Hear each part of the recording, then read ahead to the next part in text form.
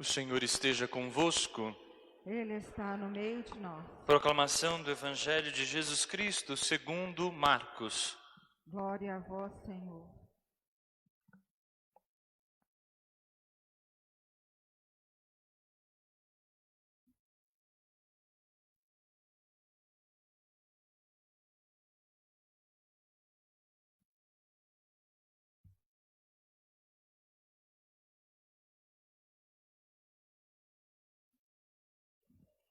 Estando com seus discípulos em Cafarnaum, Jesus, num dia de sábado, entrou na sinagoga e começou a ensinar. Todos ficavam admirados com o seu ensinamento, pois ensinava como quem tem autoridade, não como os mestres da lei. Estava então na sinagoga um homem possuído por um espírito mau. Ele gritou: "Que queres de nós, Jesus Nazareno? Vieste para nos destruir? Eu sei quem tu és o Santo de Deus." Jesus o intimou: "Cala-te e sai dele." Então o espírito mau sacudiu o homem com violência, deu um grande grito e saiu. E todos ficaram muito espantados e perguntavam uns aos outros: "O que é isto? Um ensinamento novo dado com autoridade? Ele manda até nos espíritos maus e eles obedecem." E a fama de Jesus logo se espalhou por toda parte, em toda a região da Galileia. Palavra da salvação. Glória a vós, Senhor.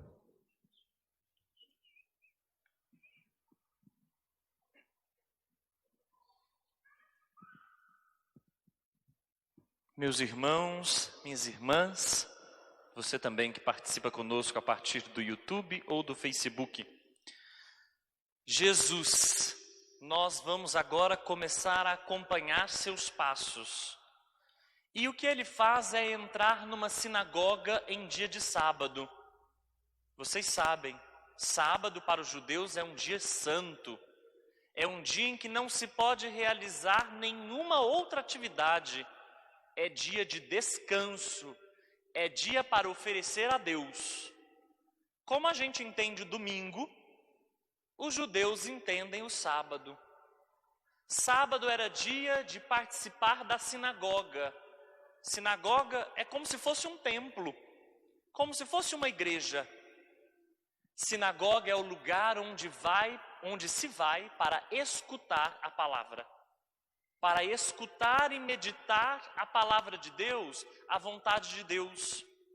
Então, um dia santo, para fazer coisas santas, um dia de ir à sinagoga para conjugar o mistério. Aliás, sinagoga significa isso, onde o mistério é colocado junto. As pessoas se reúnem para meditar a vontade, o desejo de Deus, para ouvir o desejo de Deus. E Jesus está onde? Justamente aí, num dia santo, junto com homens fazendo coisas santas, ouvindo a palavra, meditando a palavra. E o Evangelho diz, Jesus ensinava. Mas não ensinava como os mestres da lei. Tinha algo de diferente nesse Jesus. Algo que atraía as pessoas. O seu jeito de falar era diferente dos outros. Ele tocava os corações. Sua palavra alimentava os famintos. Sua palavra animava os desanimados. Encorajava os desencorajados. Trazia esperança para quem via a vela da esperança se apagando. Esse Jesus fazia as pessoas se sentirem pessoas, lembrarem da sua dignidade, lembrarem de um Deus que não é propriedade de alguns, mas ama a todos.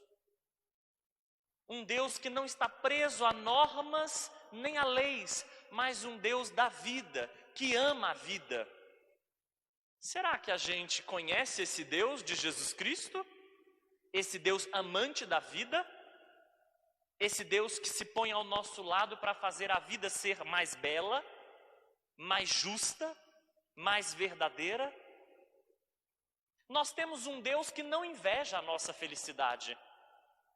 Nós temos um Deus que não nos trai.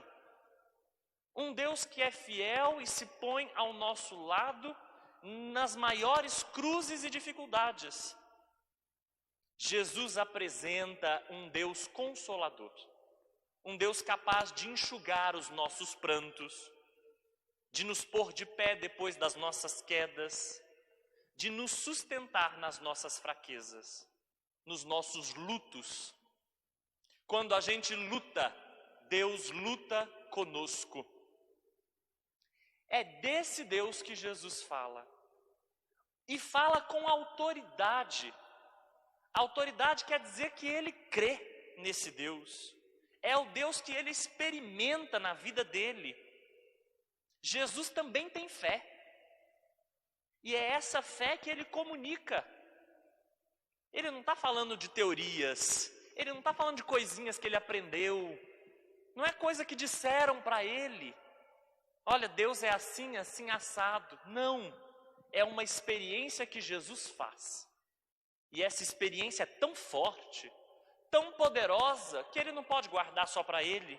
Ele precisa comunicar. E é por isso que as pessoas ficam admiradas. Agora tem um problema com a admiração. Tem gente que fica admirado, mas é só isso também. Uma admiração que mantém a distância. Uma admiração que até acha bonito, acha legal, acha interessante, que mira o outro como exemplo, mas o outro fica só lá, à distância. Essa admiração não serve de nada. Tem outra admiração que é mais importante. É aquela admiração que faz a gente chegar perto. Aquela admiração que faz a gente querer conhecer. É a admiração dos amantes, por exemplo, que querem conhecer o amado, que o admiram e se aproximam dele. Aliás, o amor nasce e se alimenta de admirações. E é essa admiração que faz o discípulo. A outra admiração não faz discípulos. A outra admiração reconhece Jesus como um cara bem legal, mas lá. Jesus é um cara bem interessante, mas deixa ele quieto. Não vamos mexer com ele não. Jesus é um profeta notório. Me disseram até que ele é o Filho de Deus. Admirável, deixa ele lá.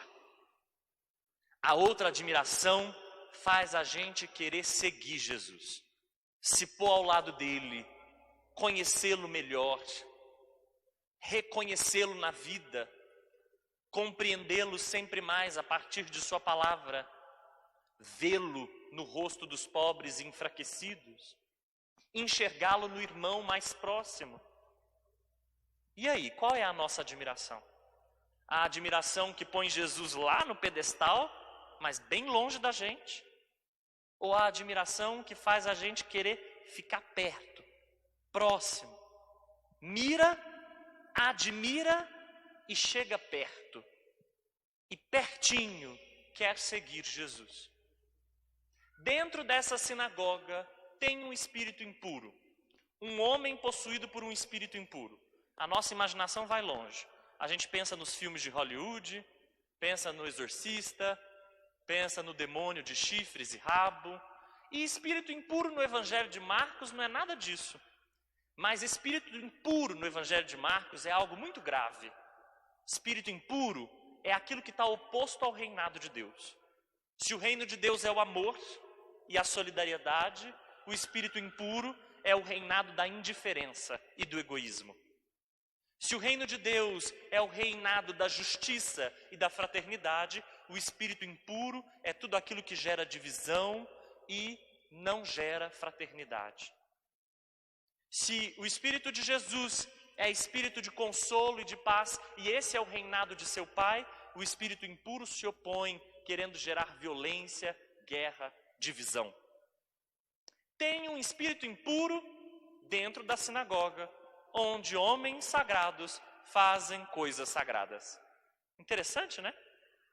Dentro da sinagoga, um espírito impuro.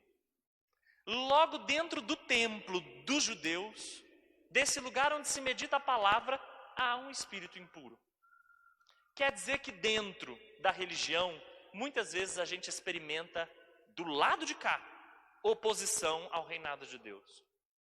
Muitas vezes a gente experimenta forças opostas aqui dentro destas paredes, dentro da prática religiosa, espíritos impuros.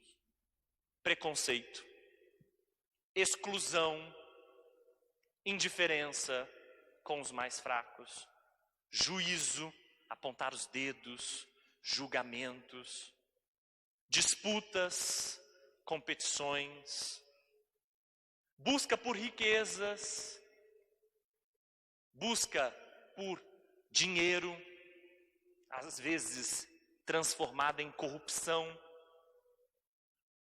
Dentro da religião, nós muitas vezes vemos os vermes que comem o fruto. E, por isso, Jesus Cristo faz logo o que todos nós devemos fazer. Cala-te, sai dele. Todos nós devemos nos afastar, sem diálogo. Aqui não tem diálogo. Jesus não dialoga com o espírito impuro.